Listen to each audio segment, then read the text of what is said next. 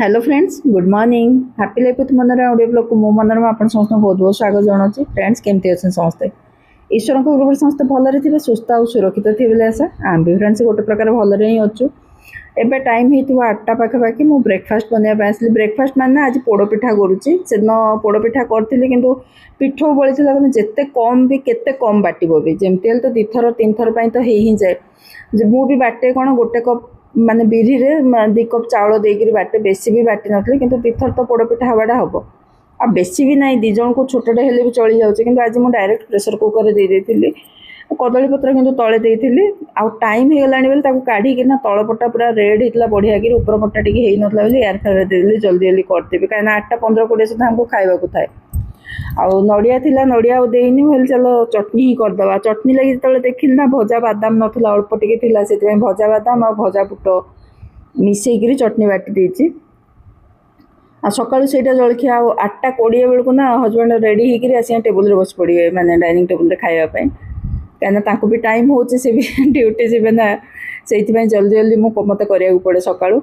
आ समस्त सका देखिए भागा दौड़ी चलता है। आदि छुआ अच्छा तो बेसी मत रिया थी जाए ना मोर एत जाके मोर किसी कर न था मैंने जलखिया कर हजबैंड को दे दिए तापर मुझे गाधे देते भी थर पूजा कर न था पर पूजा करे एमती लेट हो जाए। कि चल किसी तो ना रिया नहीं आम आमर जहाँ जलखिया कर खाई दौचु सका पूजा फूजा सारिक एका सागे कम सारी दूसरी तापर से माने 9टा ये हजबैंड जाओ जाओ टीना पलि आसो। आ टीना आसले 5-10 मिनट बसे कहीं हजबैंड सागे सागे ड्यूटी जाता ना तापर से कम आरंभ करे।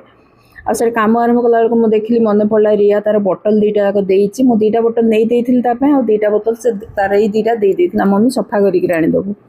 आ से मुझे सफा करने से भीम भीम दिए कहीं से स्मेलटा ना जाए बहुत टाइम से सब भल बेकिंग पाउडर माने बेकिंग पाउडर नुह बेकिंग सोडा 1.5 चामच 2 चामच खंडे लेखा गोटे गोटे बोतल पकई दिए और भिनेगार 3-4 चामच लेखा एमती अनुमानिक पकई दिए आ उषुम पानी देकर चाउल मान से भितर पकई दिए कहीं चाउल देकर सेक करें ना भितरटा घसी सफा हो जाए देकर भलकर मानते सेक करना रखी था सेमती जमी सीधा रखिए ना शोक रखे जमी मुझे रखुचे सेमती रखी था केते टाइम रखिला पर ना पुणी भलकर धुआधुई कर खरारे सुखेदेवे बास माने बोतलटा सफा भी हो जाए आ किसी स्मेल भी रहे नहीं। आगु मुझे ना भीम लिक्विड देकर सफा करे कि से जो भीम लिक्विड स्मेलटा ना बोतल भीतर बहुत टाइम रहे मान से पानी थरे 2 थर पीवा बिल्कुल इच्छा हुए पानी रख तापर फिंग पुणी पानी एमती ही हुए तापर मुझे दिएनि कि एमती ही मुझे सफा कर दिए सफा कर रखिदिए।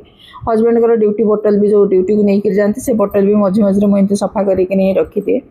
आ तो सेमिति बोतल बेस यूज हुए कहीं ना खरा दिने भी फ्रिज रे पानी रखे से मटिया पानी ही आमर चलता है सब आउ काली जाइलु संध्या बेले मार्केट से आंब धरिकी आसी 10 किलो आंब धरिकी आसती 50 टंका लेखा किलो एटी तो यही आंब भी 50 टंका किलो चलती से बास्केट सब रखी दिखाई कहीं कंचा कंचा जाणिक अणाई पाचिला आने ना बहुत जल्दी से पाचि जाऊँगी कंचा आनी टे टाण टाण अणाई बाहर रखीदेवी जी पाचब ना फ्रिज रे पूरेबी से रखीदी। आबे ना घी बाटी सर बाटी थिला सर माने अधिका हो जाता से बाटी देती बाटिक आप जमी जिते केयरफुली बाटन ना टिके तो से जो मिक्सीटा ना से तेलिया हम टे ये से बाटी सारा पर ना भलकर पोछापोछि करना रखी और जाणिक चूल्ही पाखे बाटेनि मुझे सिंक पाखे बाटे बाईचान्स भूल भी जो छिटकी लगे कौन है मैंने सियाड़े रपटे अपरिष्कार हेनी आपटे मु लहुणटा को बसई देती मेल्ट है बंद करदेवी पूरा हवा को देनी से गोटे ग्लास रखिकी फ्रिज रखीदेवी संध्या बेले काढ़ी पुणी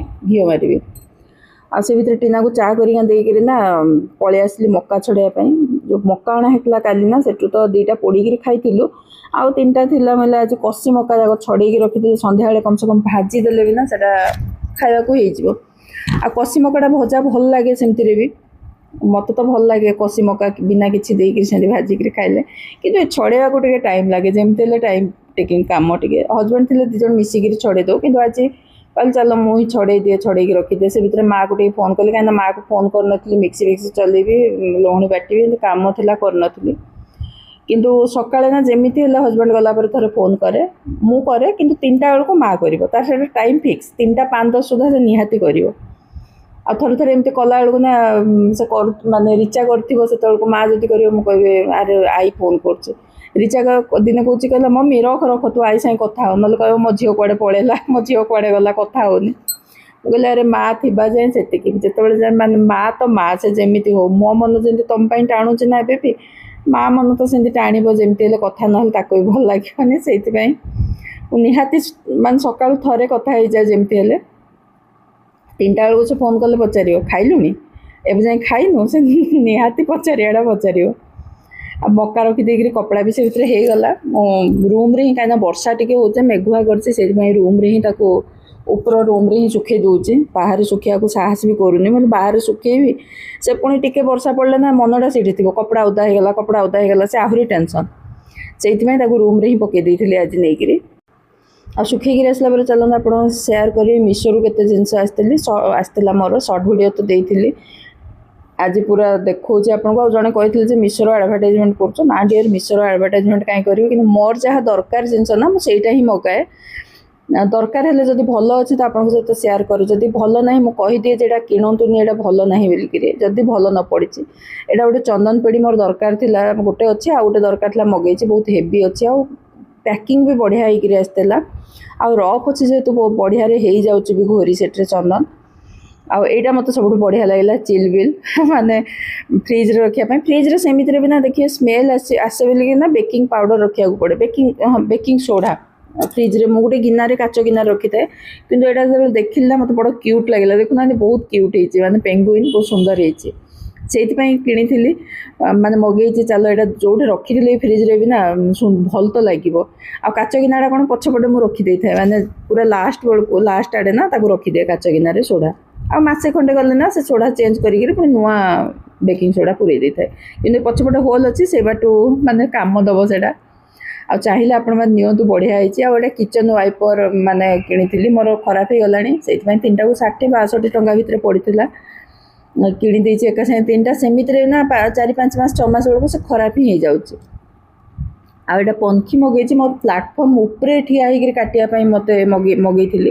ମୋର ଯେଉଁଟା ଅଛି ନର୍ମାଲ୍ ପନ୍ଖୀ, ଏଇଟା ବି ପ୍ଲେନ୍ ପନ୍ଖୀ ହିଁ, ଏଇଟା ବି ଉପରେ ସେମିତି ରହିବନି ପ୍ଲାଟଫର୍ମ ଉପରେ, କିନ୍ତୁ ତାକୁ ଭାବିଲି ଯେ ଏମିତି ଆଣିଲା ମାନେ ତଳ ପଟେ କାଠର ବେଟନ୍ ଗୋଟେ ଦେଇଦେଲେ ନା ସେଇଟା ମାନେ ଭଲ ରହିବ ପ୍ଲାଟଫର୍ମ ଉପରେ, ସେଇଥିପାଇଁ ମଗେଇଛି। ଆଉ ଏଇଟା ଆମ ଆଡ଼ିଆ ପନ୍ଖୀ ଭଳିଆ ଦିଶୁଛି, ଆମ ଆଡ଼ିଆ ପନ୍ଖୀ ଯେମିତି, କିନ୍ତୁ ଆମ ପଟେ ଯେଉଁ ପନ୍ଖୀ ଥାଏ ଅନୁଗୁଳ ଏରିଆରେ, ସେଇଟା ଏମିତି ଫୋଲ୍ଡ ବାଲା ନଥାଏ, ନର୍ମାଲ୍ ଏମିତି ଫ୍ଲାଟ୍ ଠିଆ ହେଲା ବାଲା, ତାକୁ ଫୋଲ୍ଡ କରିହେବନି, କିନ୍ତୁ ଏଇଟା ଫୋଲ୍ଡ ଅଛି, ଫୋଲ୍ଡିଂ ଅଛି, ଆଉ ବେଶୀ ୟୁଜ୍ ତ ନୁହଁ। ତାପରେ ଏଇଟା ବେଟନ୍ଟା ଉପରକୁ ଆଣିଛି ଭାରି, ହଜବେଣ୍ଡ କହିଲେ ଏଇଟା କାଟିକିରି ନା ଏବେ ଯେମିତି ଦେଖାଉଛି ସେମିତି ପଛପଟେ ଏଇଟା ଲଗେଇଦେଲେ ନା ସେଠି ରହିବ ପ୍ଲାଟଫର୍ମରେ, ଆଉ ଖସିବନି, ଆଗକୁ ଯିବନି। ସେଇଥିପାଇଁ ଉପରକୁ ସେଇଟା ଗୋଟେ ଧରି ଆଣିଛି, କାଠ ପିସ୍ଟେ ପାଇଲି ତ ତାକୁ ଆଣିଛି ଭାରି। କାହିଁକିନା ସେ କାମ ତ ମୋ ଦ୍ୱାରା ହେବନି, କିନ୍ତୁ ମୁଁ ଯୋଗାଡ଼ କରିଦେଇଛି, ହଜବେଣ୍ଡ କହିଲେ ତୁମେ ଏଇଟା ଲଗେଇଦେବ ତଳେ। ଆଉ ତା ପର ଜିନିଷ ଏଇଟା ମାନେ ଆଣିଛି, ଏଇଟା ମାନେ ଭେଜିଟେବୁଲ୍ ମ୍ୟାଶ୍ କରିବା ପାଇଁ, ଆଳୁ ମ୍ୟାଶ୍ କରିବା ପାଇଁ କାମ ଦେବ। ଆଳୁ ପରଟା କଲାବେଳକୁ କେତେ କାମ ଦେବ ମୁଁ ଜାଣିନି, କାହିଁକିନା ଆଳୁ ତ ସେମିତିରେ ଆମମାନଙ୍କର ଓଡ଼ିଆ ଲୋକର ତ ଆଦତ ଥାଏ ଗ୍ଲାସ୍ର ପଛପଟେ ଧରିକି ଚକଟି ଦେଲେ ବି ହେଇଯାଏ, କିନ୍ତୁ ଥରେ ଥରେ କ'ଣ ହୁଏ ନା ପୁରା ଫାଇନ୍ ଦରକାର ହୁଏ ସେଇଟା, ସେଥିପାଇଁ ମୁଁ ନା ଯେଉଁ ଗ୍ରେଟର୍ ଇଏରେ ତାକୁ ମାନେ ଗ୍ରେଟ୍ କରିବାକୁ ପଡ଼େ, ମାନେ ସିଝା ଆଳୁଟାକୁ ସେଇଠି କୋରିକିରି କାଢ଼ିବାକୁ ପଡ଼େ। ସେଇଥିପାଇଁ ମଗେଇଛି କି ଶୀତ ଦିନେ ମୂଳା ଫୁଳା ପରଟା କଲାବେଳକୁ ତାକୁ ଚିପୁଡ଼ିକିରି ତା ପାଣି ବାହାରିବା କରିବାକୁ ପଡ଼େ ନା, ସେଇଥିପାଇଁ ଏଇଥିରେ ସହଜ ହେବ ଭାବୁଛି। ଆଉ ଆଳୁଟା କରିକିରି ଥରେ ଦେଖିବି, ମୂଳା ତ ଶୀତ ଦିନେ ଆସିଲେ ହିଁ ପରଟା ହେବ, ସେତିକି ଜିନିଷ ହିଁ ମଗେଇଥିଲି। ଆଉ ତାପରେ ଏବେ ରୋଷେଇରେ ନା ଆଜି ବେଶୀ କିଛି କରିବାକୁ ଇଚ୍ଛା ହେଉନି, ଅଣ୍ଡା ଆଳୁ ଆଉ ମିଲ୍ ମେକର୍ ପୋଟଳ ସବୁ ମିଶେଇକିରି ତରକାରୀ କରୁଛି, ଆଉ ତା ସହିତ ରୁଟି କରିକିରି ଦେବି, ଆଉ ତାକୁ କିଛି କରିବାକୁ ଇଚ୍ଛା ହେଉନି। ସେମିତିରେ ବି ମାନେ ଭଲ ଲାଗୁନି ଟିକେ କିଛି କରିବା ପାଇଁ, ଦେହ ବି ଭଲ ଲାଗୁନି। ଆଉ ସେପଟେ ମୋର ଫୋନ୍ ଚାଲିଛି, ଆଉ ଫୋନ୍ରେ ମୁଁ ବେଷ୍ଟ ଟାଇମ୍ ନା ଷ୍ଟୋରି ଶୁଣୁଥାଏ, ଯଦି କିଛି କାମ ମୁଁ କରୁଛି ନା ଖାଲିଟା ବୋର୍ ବି ଲାଗେ, ସେଇଥିପାଇଁ ମୁଁ ଷ୍ଟୋରି କେତେଟା ଶୁଣୁଥାଏ, ସେଇଟା ଚାଲିଥାଏ, ମୁଁ ମୋର କାମ ବି କରୁଥାଏ। ଆଉ ଆଜି ବଡ଼ ପସନ୍ଦରେ କଲି, ମାନେ ଅଣ୍ଡା ଭାଜିକିରି ମିଲ୍ ମେକର୍ ଭାଜିକିରି ସବୁ କରିକିରି ନା ମସଲା ମାନେ ଏପଟେ ପିଆଜ ସବୁ ଭାଜି ଭୁଜିକିରି ନା ତାକୁ ବାଟିକିରି ତରକାରୀ କରିଛି। ଚାଲ ଦିନେ ଦିନେ ସେମିତି କଲେ ବି ଭଲ ଲାଗେ। ଆଉ ଏବେ ତ ହଜବେଣ୍ଡକୁ ରୁଟି କରିକି ଦେଇଦେବି, କିନ୍ତୁ ମୋ ପାଇଁ ପଛେ ମୁଁ କରିକିରି ଖାଇବି। ମୁଁ ଯେତେବେଳେ ଖାଏ ସେମିତିରେ ବି ମୁଁ 2ଟା ପରେ ହିଁ ଖାଏ, 2ଟା 2:30 ବେଳକୁ ଖାଏ, ମୋ ପାଇଁ ରୁଟି ପରେ କରେ। ଏବେ 3ଟା ରୁଟି କରିବା, 3ଟା ନହେଲେ 4ଟା, 3ଟା ଦିଅନ୍ତିନି କହନ୍ତି ନା, ସେଇଥିପାଇଁ ଏବେ ଛୋଟ ଛୋଟ 4ଟା କରୁଛି, କରିକିରି ଟିକେ ଘିଅ ଘଷିକିରି ଦେଇଦିଏ। ରୁଟିଟା ନା ପ୍ଲେନ୍ ସେମିତି ଦେଲେ ନା ସେ ଟିକେ ଟାଣ ହେଇଯାଏ ଯେମିତି ହେଲେ ସେ ଖାଇଲା ବେଳକୁ, ସେଇଥିପାଇଁ ଟିକେ ଘିଅ ଲଗେଇ ଦେଇକିରି ଦେଲେ ନା ସେ ସଫ୍ଟ ରହିଥାଏ। ସେଇଥିପାଇଁ ମୁଁ କରିକିରି ମାନେ ଘିଅ ଲଗେଇକିରି ହିଁ ଦିଏ। ଆଉ ଏଇଟା ସହଜ ବି, ଗୋଟେ ତରକାରୀ ରୁଟି ପାଇଁ ଥରେ ଥରେ ଟେନସନ୍ ଲାଗେନି, ରୁଟି ପାଇଁ ଗୋଟେ ତରକାରୀ କରିକିରି ରୁଟି କରିଦେଲେ ଦେଇଦେଲେ ଆଉ ତା ସହିତ ଆମ୍ବ ଅଛି। ଏବେ ଯେହେତୁ ଆମ୍ବ ସିଜିନ୍ ଚାଲିଛି ନା, ଆଉ ଆମ୍ବଟା ଆମେ ନା ଲାଷ୍ଟ ଯାଏଁ ବି ଖାଉ, ମାନେ ଯେବେ ଯାକେ ଆମ୍ବ ମାର୍କେଟରେ ମିଳିବା ବନ୍ଦ ହୋଇଛି ଆମର ଖିଆ ଚାଲିଥାଏ। ଆଉ ସେ ଭିତରେ ଟାଇମ୍ ବି ହେଇଗଲାଣି, ବୋଟଲଟା ଭଲକିରି ଘଷାଘୁଷି କରିକି ତାକୁ ସଫା କରିକିରି ଆଗ ତ ପାଣି ନିଗଡ଼ିବା ପାଇଁ ଛାଡ଼ିଦେଲି। ଆଉ ବର୍ଷା ଯେହେତୁ ହେଉଛି ଟିକେ ପାଗ ଭଲ ନାହିଁ, ଖରାରେ ବି ନାହିଁ, ଖରା ନାହିଁ ତାକୁ ଶୁଖିବା ପାଇଁ, ଏମିତି ହିଁ ଘର ଭିତରେ ହିଁ ତାକୁ ଶୁଖେଇଦେବି ଭଲକିରି। ଆଉ ସେ ଯେଉଁ ବୋଟଲ କ୍ଲିନର୍ ଅଛି ମୋ ପାଖରେ ନା, ସେ ବ୍ରସ୍ଟା ସେଇଥିରେ ଘଷିକିରି ଭଲକିରି ଟିକେ ସଫା କରିଦେଇଥିଲି। କିନ୍ତୁ ଏମିତି ସଫା କରନା, ସ୍ମେଲ୍ ବିଲକୁଲ ରହେନି, ଭଲ ଲାଗେ ଏମିତି ସଫା କଲେ। ଆଉ ମୁଁ ଲାଷ୍ଟ ଭିଡ଼ିଓରୁ କହୁଥିଲି ମୋ ଦେହଟା ଭଲ ଲାଗୁନି, ସେଇଥିପାଇଁ କିଛି ଏକ୍ସଟ୍ରା କାମ କରିବାକୁ ଇଚ୍ଛା ବି ହେଉନି। ଯେତିକି ନହେଲେ ନ ଚଳେ ନା, ସେତିକି କାମ ହିଁ କରୁଛି ମୁଁ। ମାନେ ରୋଷେଇଟା ନ କଲେ ତ ଚଳିବନି, ଯେମିତି ହେଲେ କ୍ୟାରେଜ୍ ଦେବି, ମୁଁ ବି ଖାଇବି, ସେଇଥିପାଇଁ ଯାହା ଯେମିତି ହେଲା କରୁଛି। କିନ୍ତୁ ଏକ୍ସଟ୍ରା କାମ କରିବାକୁ ମୋ ପାଖରେ ଏବେ ଆଉ ତାକତ ବିଲକୁଲ ପାଉନି। ଏବେ କେତେଦିନ 2-3 ସପ୍ତାହ 20-22 ଦିନ ପରେ ଆଜି ବର୍ଷା ହେଉଛି ଆମର ଏଠି। ବର୍ଷା ହେଉଛି ବୋଲିକି ନେଟ୍ ବି ନାହିଁ, ନେଟ୍ ପୁରା ଦପ୍ତ। ବର୍ଷାଟା ଭଲ ବର୍ଷାଟେ ହେଇଛି, ପାଣି ଜମି ଯାଇଛି।